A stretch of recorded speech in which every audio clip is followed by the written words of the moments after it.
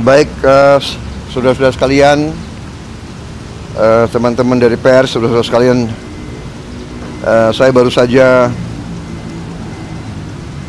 menghadap Bapak Presiden, sekalian diajak makan. Bisa dikatakan ini udah agak sore, jadi makan sore gitu kan. Saya baru tiba dari luar negeri, dari Yordan dan dari Arab Saudi, mendarat di Halim jam 11 dan baru saja diterima Bapak Presiden. Saya laporkan hasil dari KTT di Yordan, yang KTT ini khusus untuk membicarakan bantuan kemanusiaan yang segera bisa disiapkan, mengantisipasi gencatan senjata yang diharapkan akan terwujud. Dan seandainya gencatan senjata itu tidak terwujud pun, langkah-langkah apa yang harus diambil untuk mendesak kedua pihak untuk gencatan senjata dan untuk membantu rakyat Palestina di Gaza. Jadi KTT yang diselenggarakan atas undangan Raja Yordan, Presiden Mesir, dan Sekjen PBB, juga dihadiri oleh Presiden Palestina dan beberapa kepala negara dan pemerintah lainnya, diantaranya Perdana Menteri Spanyol, Slovenia, Maroko, Lebanon, Presiden Rwanda, Siprus, dan beberapa negara-negara lain. Disusunlah langkah-langkah untuk mengatur bantuan, dan Indonesia sudah umumkan kita siap mengevakuasi 1.000 pasien dirawat di Indonesia, dan begitu sembuh akan dikembalikan ke Gaza begitu situasi normal. Saya juga tawarkan juga atas inisiatif Ibu Khofifah, Gubernur Jawa Timur, dan juga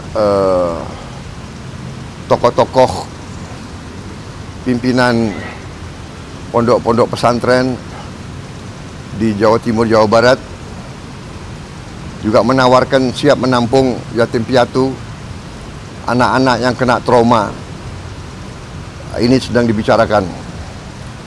Kemudian kami juga waktu itu menyampaikan Indonesia siap mengirim tenaga dokter dan perawat untuk mengoperasikan rumah sakit lapangan di kawasan Gaza. Ini sedang dibicarakan dengan beberapa pihak. Juga kita menyampaikan bahwa saya baru lapor ke Presiden. Presiden juga mengatakan kita tetap, bila diminta dan bila diizinkan, kami tetap siapkan pesawat Hercules untuk terus mengirim bantuan lewat udara. Dan apabila diperlukan, kami siap kembali mengirim rumah sakit, kapal rumah sakit. Mereka juga minta kita bantu tidak hanya Gaza tapi tepi barat, karena tepi barat juga ternyata keadaannya sangat sulit. Di Yordan saya melaksanakan pertemuan bilateral dengan Raja Yordan untuk meneruskan kerjasama bilateral kita di banyak bidang, termasuk di bidang tukar menukar tenaga ahli. Dan kami juga siap untuk melaksanakan kerjasama di bidang pertahanan. Di situ juga saya ketemu Secretary of State, ya, Menteri Luar Negeri Amerika Serikat, Saudara Blinken, dan kita bahas juga apa yang bisa Indonesia bantu untuk mendukung gencatan senjata ini. Kami memang menyuruhkan kedua pihak juga kepada Hamas untuk bisa mengambil kesempatan ini untuk menghentikan pertempuran, menyelamatkan nyawa rakyat yang tidak berdosa, rakyat yang tidak bersenjata, non-kombatan, warga sipil, ibu-ibu, anak-anak, supaya bisa diselamatkan segera.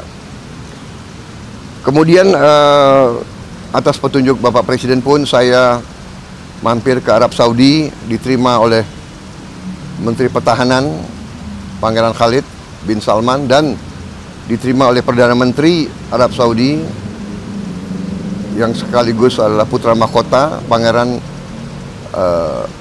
Muhammad bin Salman.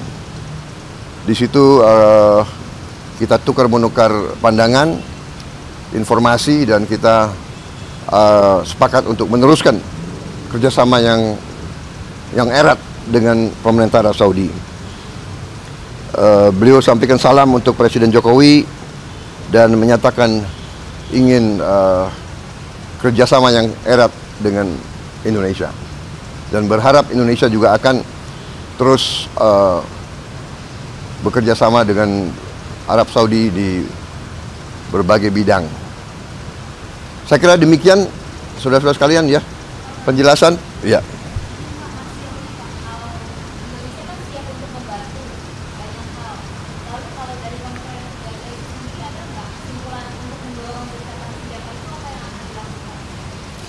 Ya,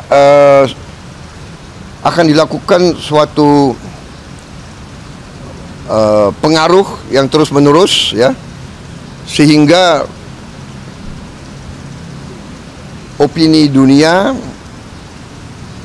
yang nanti diwakili oleh pemerintah-pemerintah negara-negara di dunia, kita berharap meyakinkan terutama pihak Israel untuk menghentikan serangan-serangan mereka.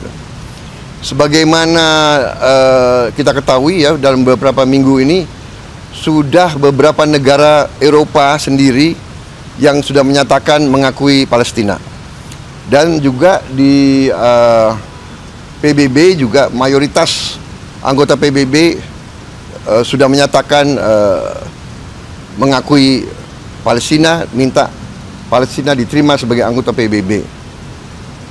Dan Dewan Keamanan PBB yang terakhir juga mengendorse usul gencatan senjata ini. Jadi tidak ada veto dari negara manapun. Ini saya kira suatu langkah yang langka. Jadi kita lihat ada suatu sesuatu hasil. Kalau umpamanya Israel tidak mau memberi gencatan senjata, mungkin Israel akan sangat terkucil di dunia, ya. Tapi juga kita juga menyuruhkan Hamas agar segera menerima gencatan senjata ini demi rakyatnya sendiri. Saya kira demikian, ya. Sudah.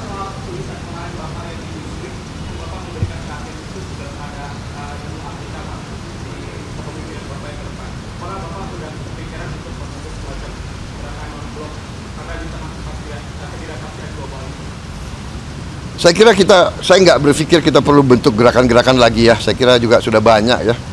Ya, jadi yang penting bahwa Afrika ini sekarang melihat ke kita. Saya ketemu dengan Presiden Mozambik juga kemarin, dan Presiden Kagame dari Rwanda. Mereka sangat melihat ke kita. Mereka lihat Indonesia ini sebagai suatu contoh keberhasilan negara yang berkembang, negara selatan, ya. Langkah-langkah kita, keberanian kita untuk hilirisasi, ya, dan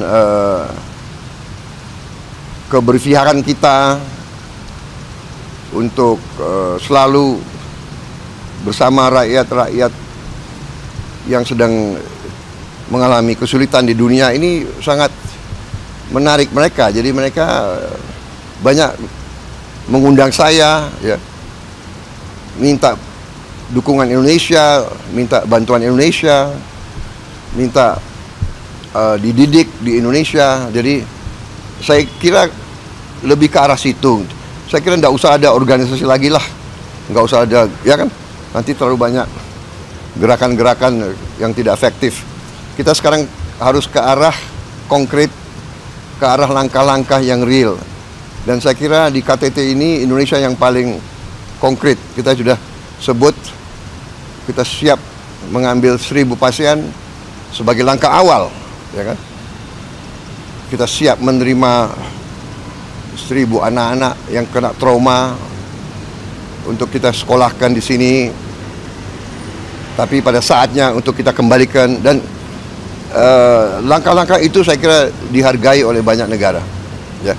Dan kita siap, rumah sakit tetap di situ, pesawat kita akan terus membantu lebih baik ke arah-arah konkret itu, ya. Oke, terima kasih. Terima kasih.